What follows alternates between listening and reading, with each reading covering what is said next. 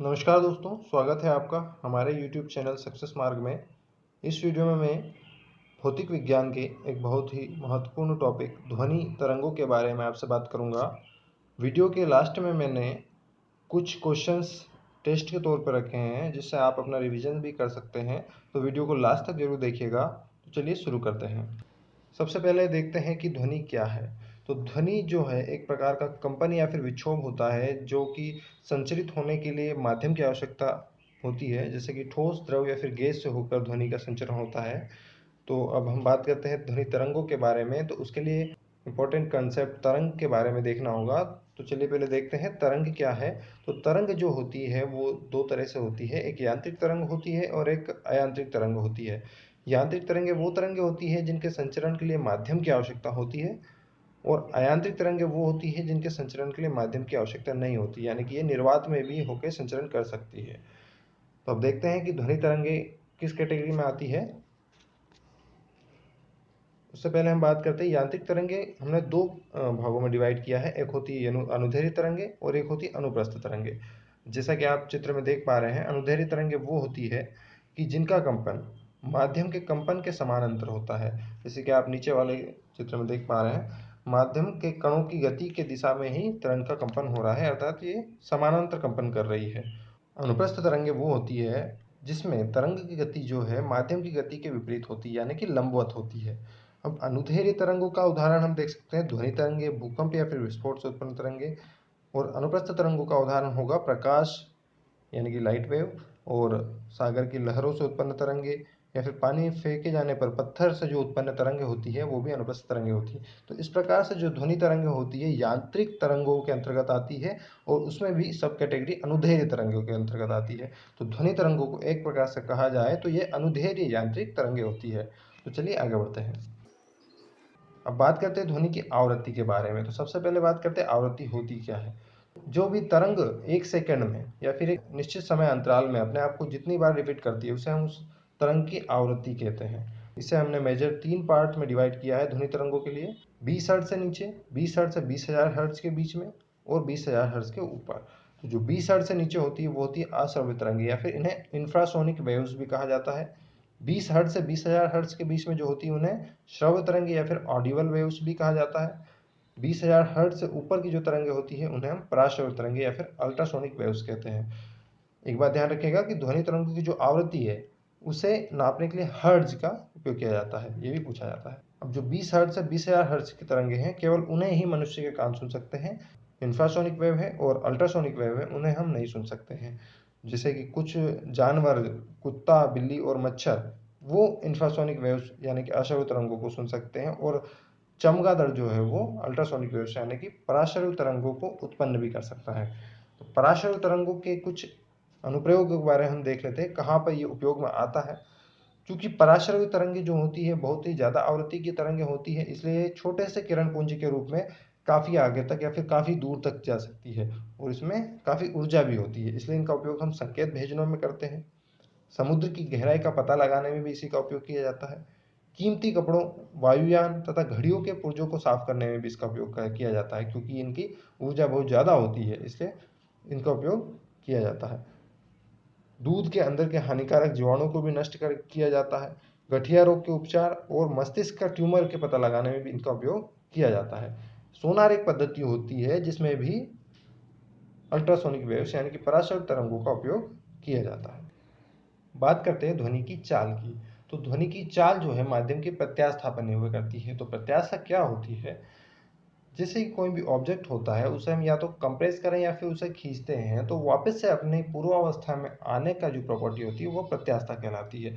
और ये सबसे ज़्यादा होती है ठोस में, उसके बाद होती है द्रव में, और सबसे कम होती है गैस में। उसका हम बेस्ट एग्जांपल देख सकते हैं, रबर को हम यदि खींचते हैं तो वापस से अपनी पूर्वावस्था में वो आसानी से आ जाता है। इसे ही हम प्रत्यास्था के नाम से जाने जाते हैं। तो चूंकि ध्वनि की जो चाल है वो प्रत्यास्था पे डिपेंड करती है, इसलिए सबसे ज़्यादा चाल ध्वनि की ठोस में होगी, उसके बाद द्रव में, और सबसे कम जो चाल होगी वो गैस में होगी। इसे हम एग्जांपल लेके भी देख सकते हैं, जैसे कि लोहे में जो ध्वनि की चाल होती हुए वो है 5130 मीटर प्रति सेकंड। जल में जो ध्वनि की चाल है वो है 1483 मीटर प्रति सेकंड, और वायु में है 332 मीटर प्रति सेकंड। आप दोनों में डिफरेंस देख सकते हैं, लोहे में जो है कितनी ज़्यादा है और वायु में कितनी कम है। आगे बढ़ते हैं। माध्यम परिवर्तन होने पर ध्वनि की चाल में क्या परिवर्तन होता है, ये भी देख लेते हैं। यदि माध्यम परिवर्तित होता है तो ध्वनि की चाल और तरंग दैर्ध्य पे परिवर्तन होता है, उसके आवृत्ति पर कोई भी परिवर्तन नहीं होता। जैसे कि हमने पिछली स्लाइड में बात की थी, आवृत्ति क्या होती है, एक नियमित समय अंतराल में कोई भी तरंग अपने आप को जितनी बार रिपीट करती है उसे हम उसकी आवृत्ति कहते हैं। तरंग दैर्ध्य क्या होती है कि एक चक्र पूरा करने में जो तरंग समय लेती है उसे हम तरंग दैर्ध्य कहते हैं। तो याद रखिएगा, चाल और तरंग दैर्ध्य जो है परिवर्तित होती है माध्यम के चेंज होने पे। उसी प्रकार से ताप, दाब और आर्द्रता का प्रभाव देखते हैं। तो ताप बढ़ाने या घटाने पर ध्वनि की चाल में परिवर्तन होता है। जैसे कि 1 डिग्री सेंटीग्रेड ताप बढ़ाने पर 0.61 मीटर प्रति सेकंड जो है ध्वनि की चाल इंक्रीज हो जाती है। यानी कि यदि ताप बढ़ाते हैं तो ध्वनि की चाल इंक्रीज होने लगती है। ये ऐसा क्यों होता है, क्योंकि जैसे ही हम ताप बढ़ाते हैं किसी भी वस्तु का, तो उसके जो आंतरिक कण होते हैं उसमें गति बढ़ जाती है। यदि दाब का प्रभाव देखें तो ध्वनि की चाल पर दाब का कोई प्रभाव नहीं पड़ता है। दाब कम हो या फिर बढ़ाएं, उससे ध्वनि की चाल पर कोई फर्क नहीं पड़ेगा। और आर्द्रता की बात करें तो आर्द्रता यानी कि नमी, तो आर्द्रता हम बढ़ाएंगे तो चाल भी बढ़ जाएगी। आगे बढ़ते हैं। अब ध्वनि तरंगों के लक्षण के बारे में देख लेते हैं। सबसे पहले देखते हैं प्रबलता। तो ध्वनि की प्रबलता या फिर लाउडनेस इसे हम बोल सकते हैं, जो कि वो होती है जिससे कि हमें ध्वनि का तेज या मंद होना सुनाई देता है। ये हमारे कानों की सेंसिटिविटी पर डिपेंड करती है और इसका मात्रक जो है वो फोन होता है। उसी प्रकार तीव्रता जो है ये भी एक तरह से हम बोल सकते हैं ध्वनि का तेज या मंद होना, लेकिन ये एकांक क्षेत्रफल से के ऊपर डिपेंड करता है। यानी कि एकांक क्षेत्रफल में जो 1 सेकंड में ध्वनि तरंगे गुजरती है उसे हम तीव्रता या फिर इंटेंसिटी के नाम से जानेंगे, और इसका मात्रक जो है वो डेसिबल होता है। इसके बाद बात करते हैं हम तारत्व या फिर पिच की। तो ध्वनि का मोटी या पतली होना तारत्व कहलाता है। जैसे ही हम इसका तारत्व या फिर पिच को कम करेंगे तो उसकी फ्रीक्वेंसी भी कम हो जाएगी और आवाज़ मोटी हो जाती है। और उसी प्रकार यदि हम पिच को बढ़ाते हैं तो फ्रीक्वेंसी भी बढ़ जाती है और आवाज़ जो है पतली होने लगती है। इसके बाद हम बात करते हैं प्रतिध्वनि या फिर इको की। तो प्रतिध्वनि एक तरह से ध्वनि का परावर्तन होता है। जैसे कि आप डायग्राम में देख सकते हैं, ध्वनि जब हम बोलते हैं निश्चित दूरी पर खड़े होकर, तो ध्वनि वापस से टकरा करके सतह से टकरा कर वापस हमारे पास आ जाती है, तो इसे हम प्रतिध्वनि कहते हैं। इसके लिए कंडीशन क्या होती है कि श्रोता और स्रोत के बीच में 17 मीटर का जो है डिस्टेंस होना चाहिए, तभी आप प्रतिध्वनि सुन सकते हैं। इसके बाद हम बात करते हैं डॉपलर प्रभाव की। तो डॉपलर प्रभाव एक सीधे शब्दों में समझ सकते हैं कि जब श्रोता और स्रोत के बीच में अपेक्षित गति होती है, यानी कि श्रोता भी चल रहा हो और स्रोत भी चल रहा हो, तो जो ध्वनि तरंगों की आवृत्ति में अंतर महसूस होता है उसे हम डॉपलर प्रभाव कहते हैं। आप इस डायग्राम में देख सकते हैं कि जैसे जैसे ये कार आगे बढ़ रही है तो लेफ्ट हैंड साइड पे आवृत्ति बढ़ रही है और राइट हैंड साइड पे जो है आवृत्ति घटती जा रही है, तो इसे ही हम डॉपलर प्रभाव कहते हैं। चलिए, अब हम देखते हैं कि आपने कितना समझा है। इसके बेस पर हम क्वेश्चन सॉल्व करेंगे, तो आप कोशिश कीजिएगा कि इनके आंसर आप दें और बताइएगा कि आपके कितने आंसर सही हुए। कमेंट करके आपका स्कोर जरूर बताएं। सबसे पहला क्वेश्चन है, ध्वनि का तारत्व यानी कि पिच किस पर निर्भर करता है? इसका सही जवाब होगा आवृत्ति पर, जैसा कि हमने पिछली स्लाइड पे ही डिस्कस किया है। आवृत्ति को बढ़ाने पर जो है फ्रीक्वेंसी भी बढ़ जाएगी और आवाज़ पतली हो जाती है, और तारत्व को कम करने पर फ्रीक्वेंसी कम हो जाती है और आवाज़ मोटी हो जाती है। इसके बाद विमानों के आंतरिक भागों को साफ करने में किसका उपयोग किया जाता है? इसका सही जवाब होगा पराश्रव्य तरंगों का। तीसरा क्वेश्चन है, दाब को 2 गुना कर देने पर वायु में ध्वनि की चाल क्या होगी? इसका सही जवाब होगा 332 मीटर प्रति सेकंड। जैसा कि हमने देखा था, वायु में ध्वनि की चाल 332 मीटर प्रति सेकंड होती है।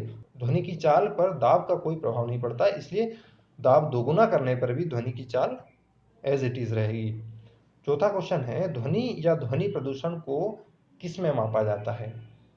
इसका आंसर होगा डेसिबल में। पांचवा क्वेश्चन है, ध्वनि की तीव्रता जिसे कि डेसिबल में मापा जाता है कि अधिकतम सीमा है जिसके ऊपर मनुष्य नहीं सुन सकता है, तो इसका आंसर होगा 95 dB।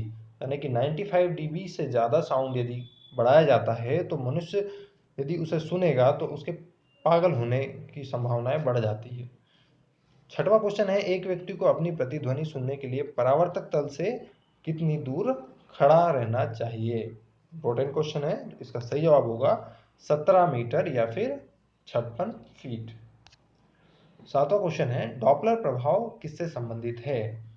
आसान क्वेश्चन है, इसका आंसर होगा ध्वनि से। आठवां क्वेश्चन है, कौन सी तरंगे शून्य में संचरण नहीं कर सकती? शून्य यानी कि निर्वात में। इसका आंसर ध्वनि।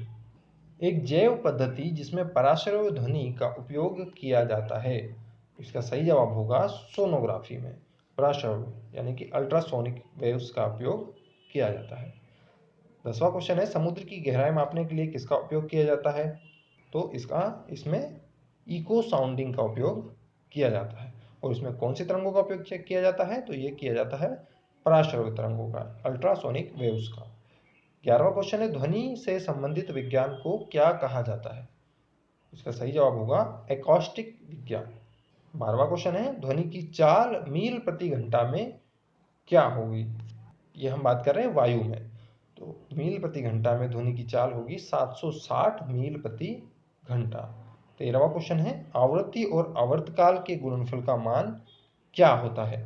क्योंकि आवृत्ति जो होती है उसे हम फ्रीक्वेंसी एफ से डिनोट करते हैं, तो आवर्तकाल जो होता है उसका व्युत्क्रमानुपाती होता है यानी कि 1/f होता है। तो दोनों का यदि गुणनफल करेंगे तो उसका आंसर 1 होगा।